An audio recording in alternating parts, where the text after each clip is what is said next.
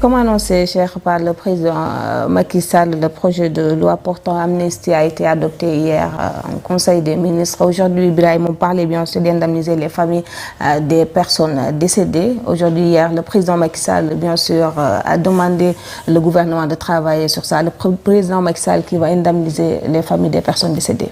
Avant d'indemniser, moi, je maintiens ma position d'il y a déjà plusieurs jours, voire même semaines sur cette loi d'amnistie. On indemnise parce qu'on aura reconnu. Quand j'indemnise ou que je rectifie un tir, c'est parce que j'ai eu moi à fauter. Quand je demande pardon, c'est parce que je suis responsable. Indemniser, c'est une manière de dire pardon. Ce pardon-là, est-ce à dire que c'est moi, État du Sénégal, régime, avec peut-être mes forces de défense et de sécurité, peut-être mes nervis, entre guillemets. Est-ce que nous sommes à l'origine de ces morts? On n'a pas encore une réponse à tout ceci.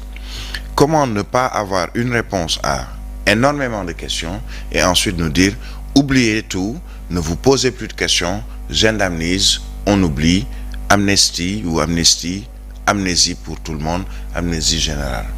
Je reste convaincu qu'avant d'aller vers une loi d'amnistie, il faudrait déjà que l'on puisse déterminer, peut-être, et même pointer du doigt les responsables.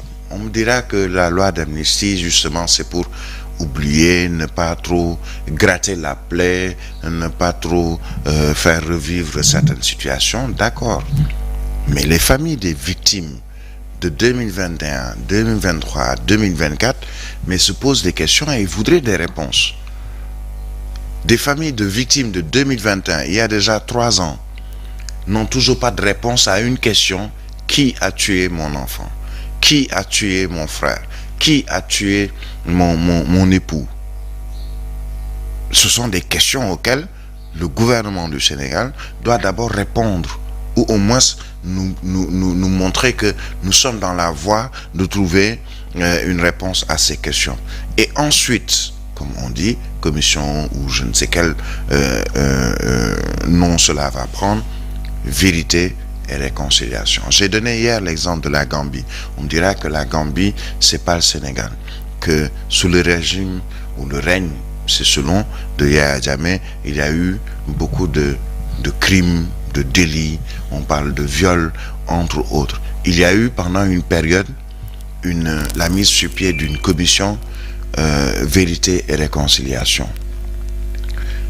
L'objectif, c'était que ceux qui sont accusés viennent devant des citoyens gambiens, victimes ou un proche de victime, pour leur dire: j'ai fait ceci, je ne sais pas si votre épouse en faisait partie, je ne sais pas si votre fils ou votre père ou votre frère en faisait partie, mais j'ai commis des actes criminels, délictuels, entre autres, et je voudrais demander pardon pour toutes les victimes qui sont peut-être mes victimes et les victimes du régime de Yahya Jammeh. Et c'est ensuite qu'il y a eu peut-être ce pardon généralisé.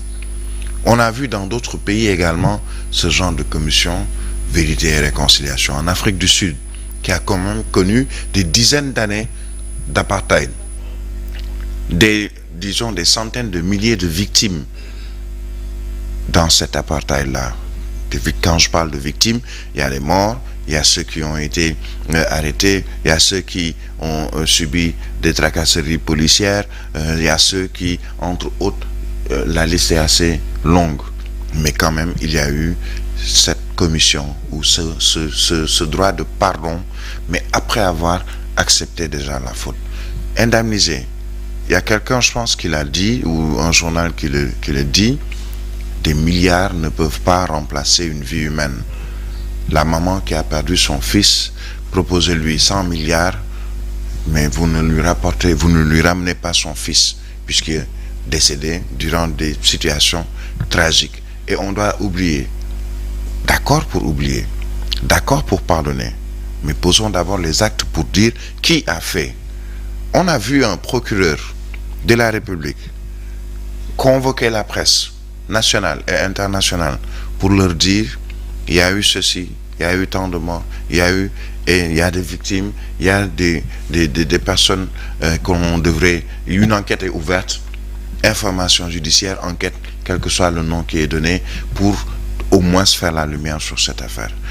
La police nationale a tenu une conférence de presse pour déjà se laver à grande eau concernant ces supposés nervis ou ces personnes qui avaient par devers elles des armes de guerre et qu'on a vu. Il y a pas seulement des journalistes étrangers, mais la presse sénégalaise qui a fait un travail, je pense, assez important concernant ces moments difficiles de la nation, en remettant les vidéos de tout ce qui s'est passé en 2021-2023 pour dire attention, il y a eu des gens qui ont usé d'armes de guerre ou d'armes létales, c'est-à-dire qui peuvent tuer envers les populations. J'ai vu quelqu'un prendre dans un journal les propos d'un proche ou de la famille d'un rappeur, ou en tout cas quelqu'un qui était assez connu, je ne sais plus comment, Kana. On a vu la vidéo de cette personne-là traîner dans la rue par des hommes en tenue et qui avait pourtant déjà reçu une balle. On a vu des autopsies où on nous parle de perforation, etc., le terme ou les termes utilisés par les médecins légistes.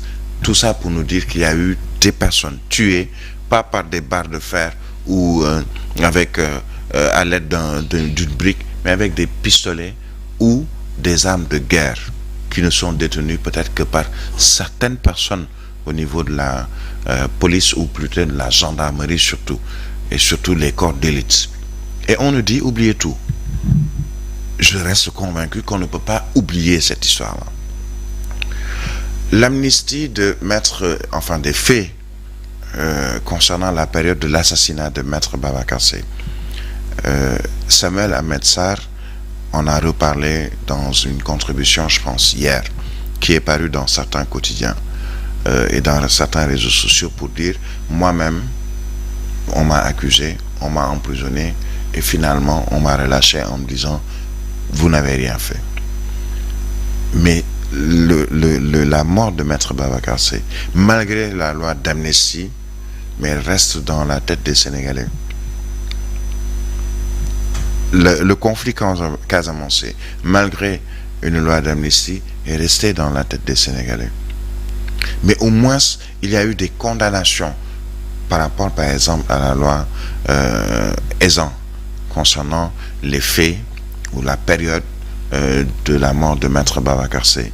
Au moins, on a eu des coupables, on nous a présenté des coupables qu'on a jugés définitivement pour ensuite nous dire pardonnez.